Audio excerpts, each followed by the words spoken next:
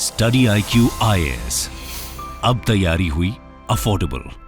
नमस्कार दोस्तों बैंकों के द्वारा जो क्रेडिट कार्ड इशू किया जाता है उससे related reserve bank of India ने कुछ नियमों में बदलाव किए हैं, जिसकी वजह से बताया जा रहा है कि पूरे क्रेडिट कार्ड इंडस्ट्री में एक हड़कंप मच रखा है। क्योंकि यहां पर ज्यादातर क्या होता था, अगर मान लीजिए किसी बैंक में जाते थे आप और आपको क्रेडिट कार्ड अप्लाई करना होता था, मान लीजिए आप HDFC बैंक में गए तो वहां पर आप क्रेडिट कार्ड के लिए बोल रहे हो, तो जो क्रेडिट कार्ड में आपने देखा होगा नीचे एक नेटवर्क का नाम लिखा होता है, जैसे वीजा हो गया, मास्टर कार्ड हो गया, तो आपके पास अभी तक वो चॉइस नहीं होती थी। लेकिन यहां पर आप फाइनली देख सकते हो RBI's new guidelines for credit card issuance to benefit customer, मतलब यहां पर आपको प्रेफरेंस दिया जाएगा, आपको चॉइस दिया जाएगा, आपको जो भी नेटवर्क चूज करना है वो आप अपने क्रेडिट कार्ड पर चूज कर सकते हैं और ये मैंडेटरी कर दिया गया है। तो क्या होता था कि अभी तक जो बैंकों की मनमानी चलती थी और जो क्रेडिट कार्ड के नेटवर्क हैं वो टाई अप कर लेते थे बैंकों के साथ, अब वो ऐसा नहीं कर पाएंगे। तो इसी को हम डिटेल से जानेंगे, इसका असर क्या होगा,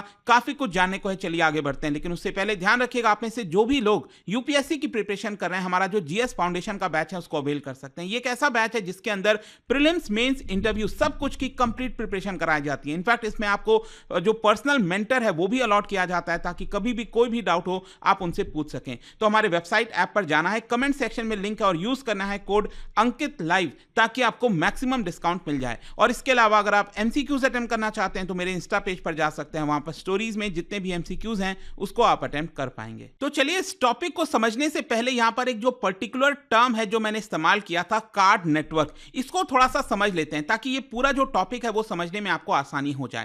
देखो, जब मैं कहता हूं कार्ड इशूअर तो ये कौन होते हैं? बेसिकली ज्यादातर आप देखोगे बैंक्स होते हैं, जैसे HDFC bank, ICICI bank, state bank of India, Punjab PNB हो गया। तो इस तरह के जितने भी बैंक्स हैं, या फिर इसके अलावा कई सारे NBFCs भी होते हैं। आजकल आप देखते होगे फिनटेक कंपनीज आ गई हैं, वो भी डिजिटल जो कार्ड है वो आपको इशू करती हैं। तो यहां पर उनको कहा जाता है कार्ड इशूअर। लेकिन कार्ड नेटवर्क क्या होता है? देखो, कार्ड नेटवर्क एक तरह से ब्रिज का काम करता है between merchants and card issuer. अब मैं आपको एग्जांपल से समझाता हूं। जैसे कि मान लीजिए आपके पास एक कार्ड है, ठीक है, और कार्ड पर लिखा हुआ है वीजा। मैं जस्ट एक एग्जांपल बता रहा हूं, ठीक है।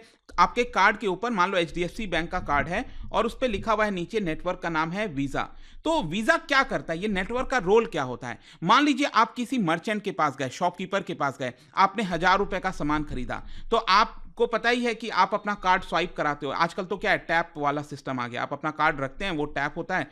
तो बेसिकली जब आप अपना कार्ड स्वाइप कराते हैं इस POS मशीन में, तो जो आपके कार्ड की डिटेल है ना, वो इस नेटवर्क के पास चली जाती है। चाहे जो भी आपका नेटवर्क होगा, रुपे होगा, मास्टर कार्ड होगा। वैसे ज्यादातर आप देखिए हमारे पास जो मार्केट है भारत में या पूरे दुनिया के अंदर, तो मास्टर कार्ड और वीजा ने पूरा मार्केट एक तरह से कैप्चर कर रखा है।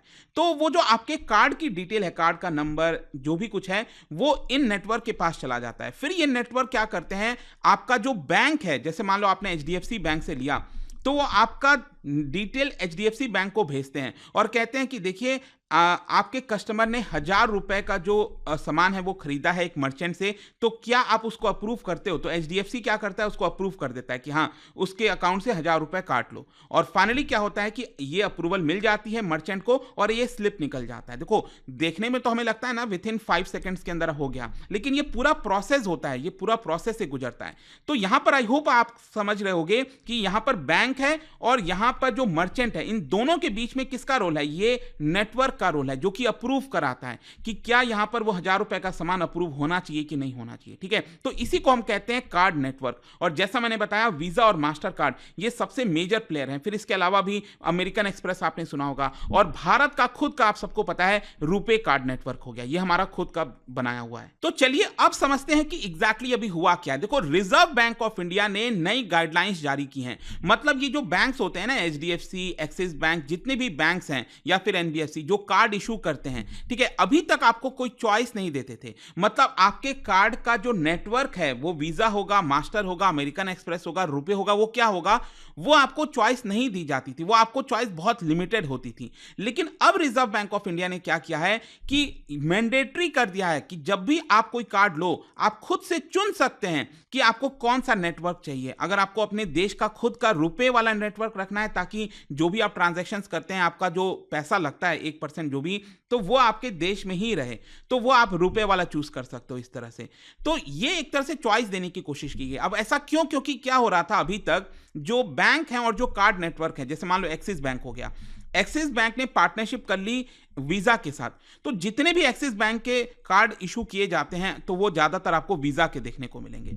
तो इससे होता क्या है कि इन दोनों की आपस की पार्टनरशिप हो गई है, जिसकी वजह से एक्सिस बैंक किसी और कार्ड नेटवर्क का इस्तेमाल नहीं कर सकता। मैं बस एक एग्जांपल बता रहा हूं, जरूरी नहीं है ऐसा होगा, ठीक है।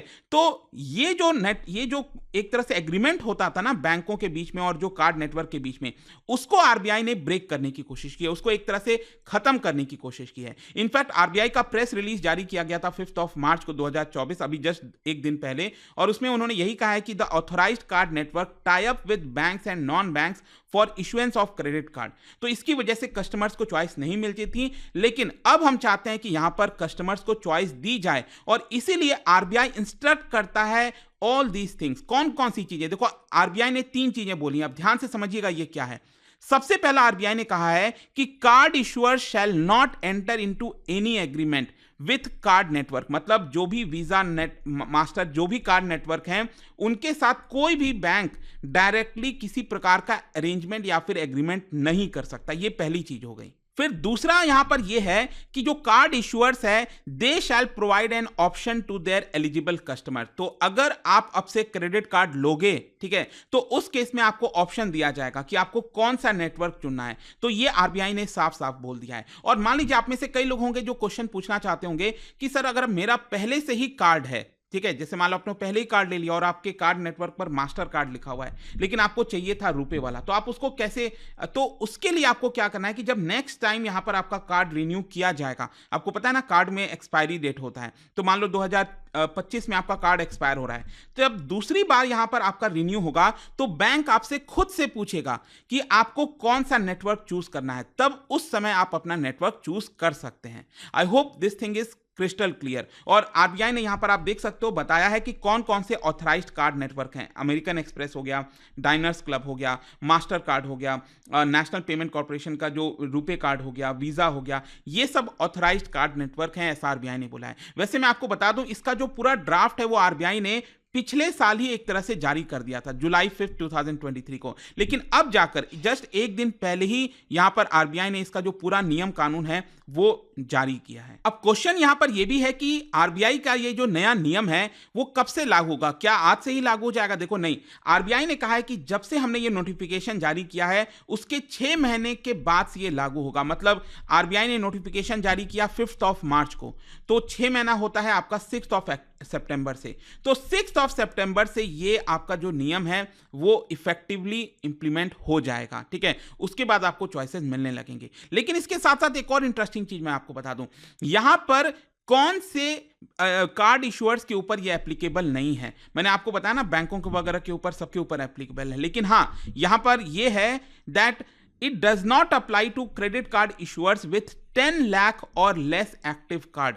मतलब कि वो बैंक जो 10 लाख से कम उनके जो कार्ड हैं उनके एक्टिव हैं, ठीक है। ऑब्वियस सी बात है, आप खुद सोच के देखो, जो बड़े बड़े प्लेयर्स हैं, एसबीआई हो गए, एचडीएफसी, एक्सिस, ये सब के क्या, ये तो बड़े प्लेयर्स हैं, इनके पास तो इन्होंने तो लाखों की संख्या में 50 लाख 1 करोड़ से ज्यादा कार्ड को इशू किया होगा, तो इनके ऊपर तो अप्लाई होगा ही। लेकिन बहुत सारे अभी भी ऐसे क्या है ना जो एनबीएफसीज वगैरह हैं, नॉन बैंकिंग फाइनेंशियल कंपनीज, वो अभी तक वो लेवल रीच नहीं कर पाए हैं, तो उनको एक सहूलियत देने के लिए कहा है कि चलो आपके ऊपर अभी के लिए ये अप्लाई नहीं होगा। हाँ, फिर इसके अलावा ये भी बोला गया है कि जो भी कार्ड इशुअर्स है अगर उनका खुद का नेटवर्क है तो वो ये नियम उनके ऊपर भी अप्लाई नहीं होगा। मान लो अगर कल के डेट में अगर होता है एसबीआई, ठीक है, एसबीआई अपना खुद का नेटवर्क बना देती है, कार्ड नेटवर्क जो मैंने आपको बताया ना, वीजा और ये सब, तो वो अपना ही नेटवर्क इस्तेमाल कर सकती है अपने कार्ड में, वो एसबीआई डिसाइड कर सकती है। उस केस में ये जो रूल है उनके ऊपर इंप्लीमेंट नहीं होगा क्योंकि उनका खुद का नेटवर्क है,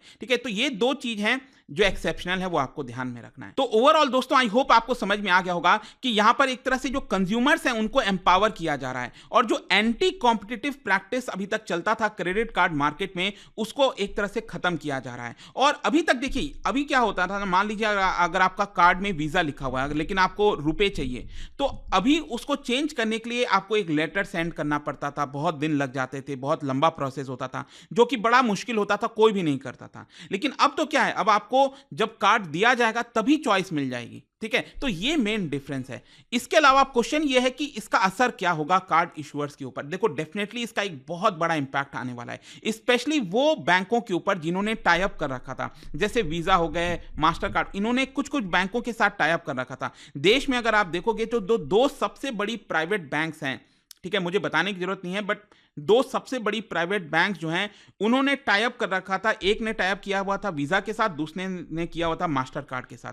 तो अब देखिए इससे होता क्या था कि ज्यादातर अब क्योंकि वो बड़ी बैंक्स हैं तो जो कार्ड इशू होते थे वो या तो वीजा में होते थे या तो मास्टर कार्ड में होते थे, और जो हमारे देश का खुद का रुपए है वो एक तरह से पीछे रह जाता था। लेकिन अब ऐसा नहीं होगा, अब कस्टमर खुद से चूज करेंगे। तो ज्यादातर अब आपको देखने को मिलेगा बहुत से लोग रुपए खुद से चूज करना स्टार्ट कर देंगे, ठीक है। ओवरऑल आई होप आपको ये समझ में आ गया होगा। जाने से पहले यहां पर जो क्रेडिट कार्ड का मार्केट है भारत के अंदर वो भी मैं आपको जल्दी से बता देता हूं। देखो हर साल क्रेडिट कार्ड का जो मार्केट है आप देख सकते हैं 29.7% से इंक्रीज हो रहा है, मतलब ह्यूज जंप आ रहा है। इनफैक्ट क्रेडिट कार्ड का टोटल आउटस्टैंडिंग इस समय अगर आप देखोगे तो वो 2 लाख करोड़ को क्रॉस कर चुका है, विच इज ह्यूज नंबर। मतलब कि जितने भी बैंकों ने क्रेडिट कार्ड इशू किया हुआ है, तो ऑब्वियस सी बात है ना, क्रेडिट कार्ड में क्या होता है, आप खर्चा पहले करते हो, पेमेंट बाद में करते हो। तो जो आउटस्टैंडिंग पेमेंट है ना इस समय वो 2 लाख करोड़ को क्रॉस कर चुकी है। और पिछले साल तक अगर मैं बात करूं टोटल क्रेडिट कार्ड कितने इशू किए गए थे, 8.65 करोड़, जो कि अभी आप समझिए 9 करोड़ को भी पार कर गया होगा, ठीक है। और मंथली बेसिस पर आप देख सकते हो कि क्रेडिट कार्ड पेमेंट देश के अंदर 1 लाख करोड़ से ज्यादा होता है। पिछले साल अप्रैल के महीने में 1.32 लाख करोड़ को टच किया था, विच वाज हाईएस्ट।